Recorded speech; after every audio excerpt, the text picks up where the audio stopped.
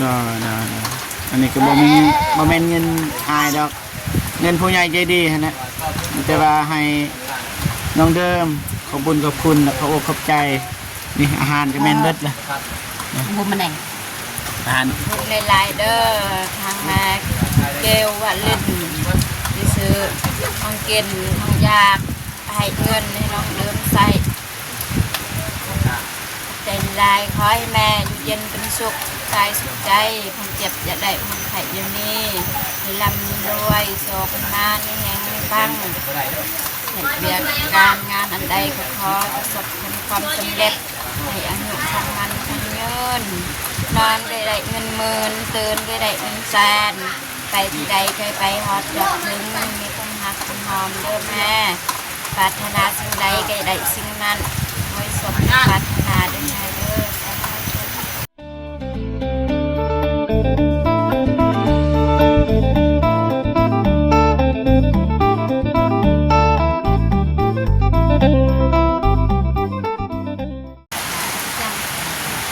ฝนตกพี่น้องอ่ะ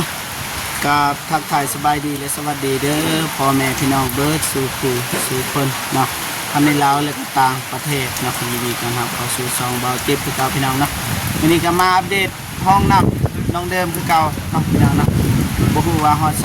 แล้วเนาะเพราะว่าตอนนี้เบาเจ็บก็เดินทางมากับทีมงานพี่น้องเนาะตอนนี้ก็2 โมงบ่าย2 โมงพี่น้องเนาะแต่ก็บ่ทันในทายจะเถื่อเพราะว่าฝนตกแห้งพี่น้องนะฝนตกเลยนะโอ้โหไอ้คนรอคนสิเฮ็ดแล้วหรือบ่พี่น้องนะแต่ว่าเฮาไปลุ้นรอนไปลุ้นเบิ่งนํกันว่าเป็นจังใดพี่น้องนะไปโอเคพี่น้องนะบ่เจ็บก็ซื้อของกินให้ไอ้คนรอจะเบิดอยู่อะไรนะอันนี้มี25รีเบิร์ตเป็น50เนี่ยพี่น้องเนาะแล้วก็ซื้อน้ำอย่างนะนี่ไปกับไอ้คนรอพี่น้องสบายดีน้องสิน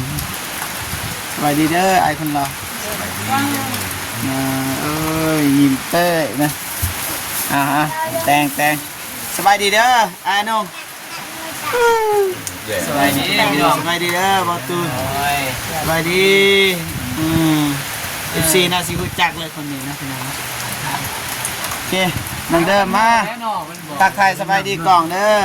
ก่อนจะมาได้แนะนำงานกว่าเฮ้ยจะได้ดังในเอลพิจ่องเริ่มสบายดีเด้อสบายดีเด้อเจ็บสบายดีพ่อแม่พี่น้องผู้ใหญ่ใจดีทุกท่านสบายดีFC ทั้งไทยทั้งลาวต่างประเทศในบ้านสบายดีมันเด้อสบายดียังเนาะพอท่านกินข้าวแต่ว่ายังเนาะพอดีเลยพี่น้องเนาะเริ่มสภาพโอเคมาฟังพี่น้องมากินข้าวนำกันพี่น้องเนาะมาเด้อกันกำลังกันเด้อ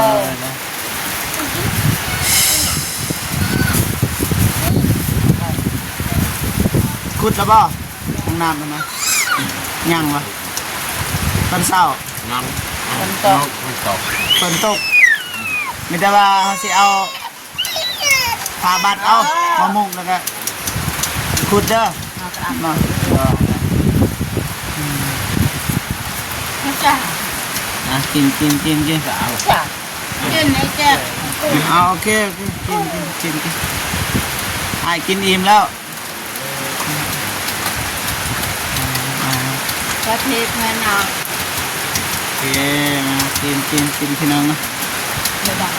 ครั้งแรกจากเชื่อใช้ทองคนหนึ่งเด้จัดเข้าจะไหนละมาบ่จักละมาจักบ่เต้นจ๋าบ่เต้นจ๋ากินมาน้องเด่นมากินข้าว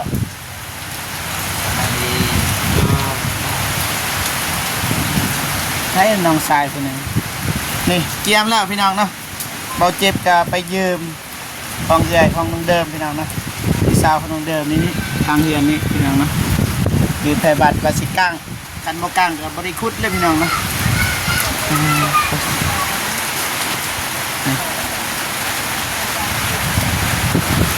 แต่ต้มว่านพี่น้องเนาะนี่ศึกษากับไอ้น้องว่าสิคุดเพิ่มอีกเบื้องนี้พี่น้องเนาะจะบ่ฮู้ว่าสิคุดหรือบ่พี่น้องเนาะแต่ว่าอยากให้ระบายน้ำใส่นี่เลยฝนตกพี่น้องบ่ไหว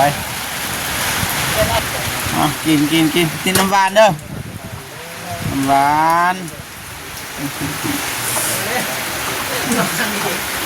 แม่น้องเดิมขึ้นซิวแล้วคุณยายใจดีนะเพิ่นบอกให้ซื้อน้องกินมาให้แล้วก็บางทีสิเอาเงินให้น้องเดิมอีกพี่น้องนะเพราะว่าน้องเดิมก็บ่มีเงินใส่แล้วพี่น้องบางทีบ่เจ็บก็สิให้ประมาณอยู่200,000กีบพี่น้องนะเพราะว่าบ่เจ็บเคยถามว่ามีหยังแน่กินหยังแน่น้องเดิมก็ว่าส่วนหลายบ่มีแนวกินข้าวยังหลายบ่ข้าวสารบ่โอเคคันเบิดมื้อใดก็ให้น้องบอกเด้ออายสิซื้อให้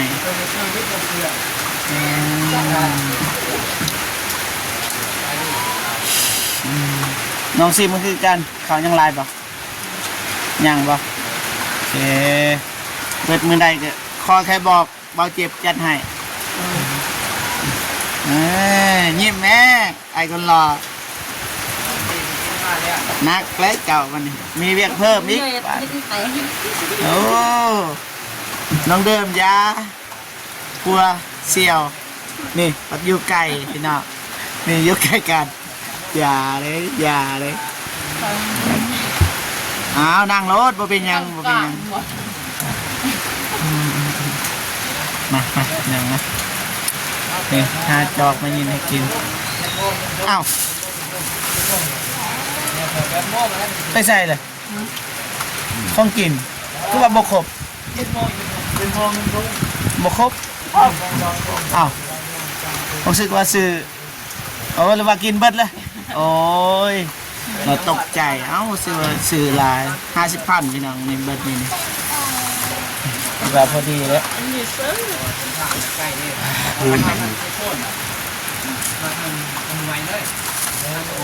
โอเคพี่น้องนะมาให้เบาลายใหญ่ห้างเจ็บเอาเงินให้กันพี่น้องให้น้องเดิมพี่น้อง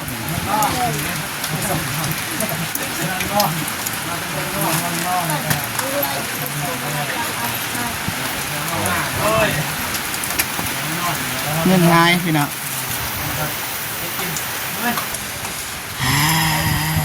กินหน่อยแท้ไอ้คนรอเบาทุงกับประเทศนี่พี่น้องนะโอเคไม่ได้ว่าเบาเจ็บสิเอาเงินให้น้องเดิมก่อนให้น้องเดิมใส่แต่ว่าน้องเดิมก็ไม่มีเงินนะซื้อยังก็ซื้อแม่เพิ่นว่าน้องเดิมน่าจะหูและแม่คนนี้นะเบาเจ็บก็บอกตลอดน้องนะโอเคเอา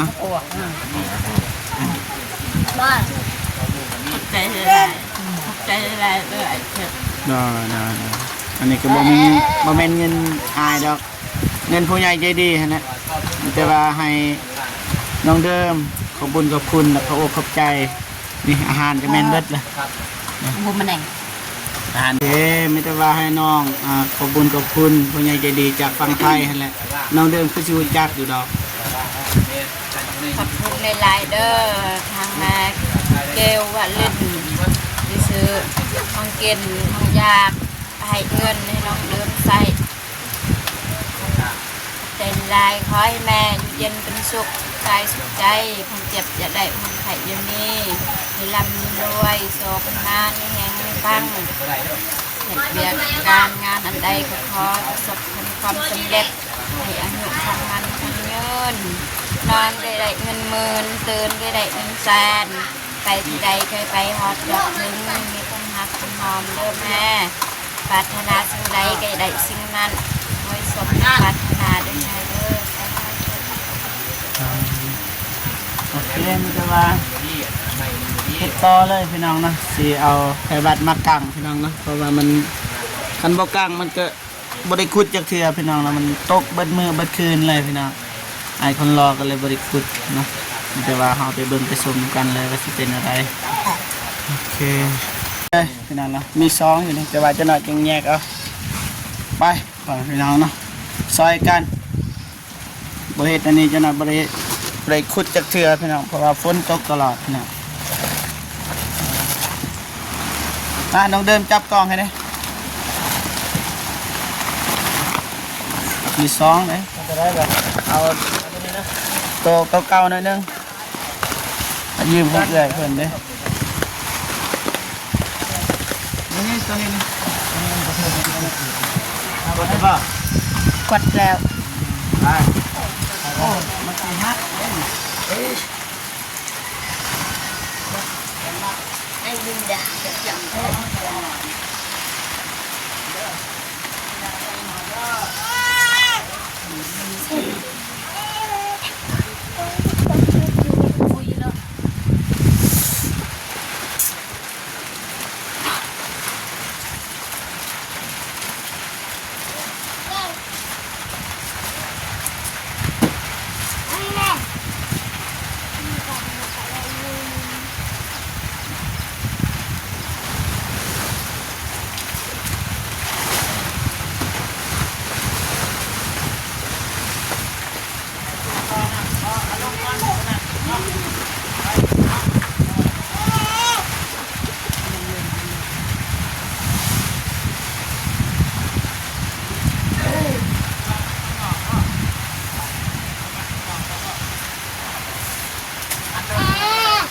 บ่มัดหันตรงหันจะได้ออกมัดก่อนมัดจำเลย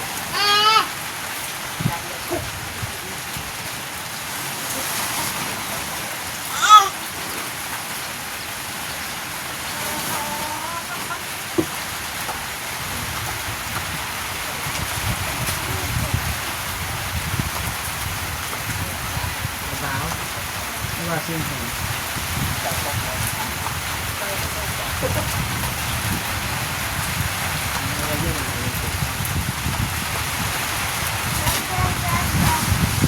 anh đọc cả cái lời người ta đã nói đi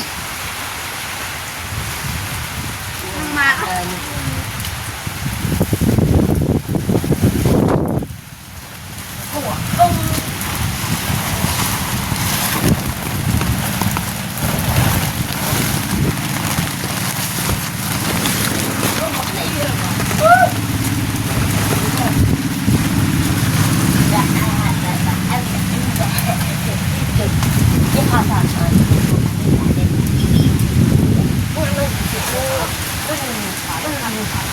thấy không rồi một phút là gìได้ป่ะ ถ้าเราจะเราbiết đấy là thôi làm rồi đây đấy đây là mệt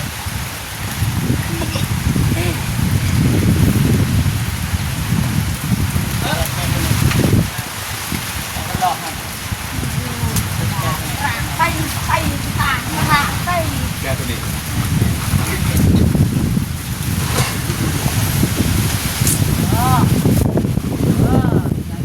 bạn rồi bạn มัดเสียงอะไรกัน đi được rồi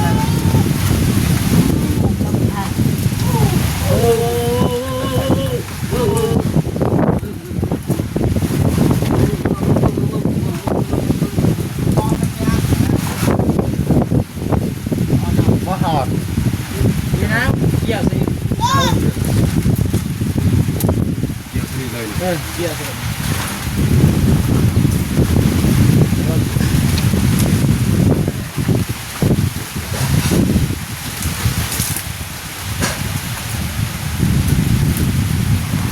ได้ป่ะวัดตัวนี้เด้ หักดอกเขาจะว่า จานหักนะ บอลงเป็นลุม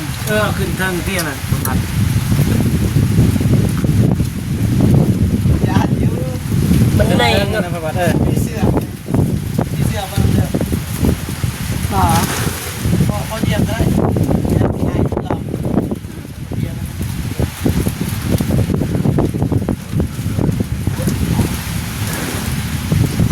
มัน อ๋อ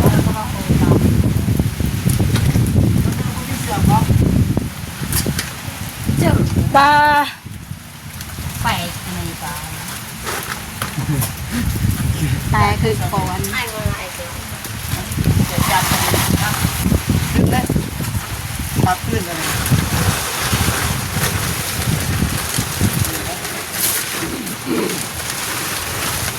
ดึงเลย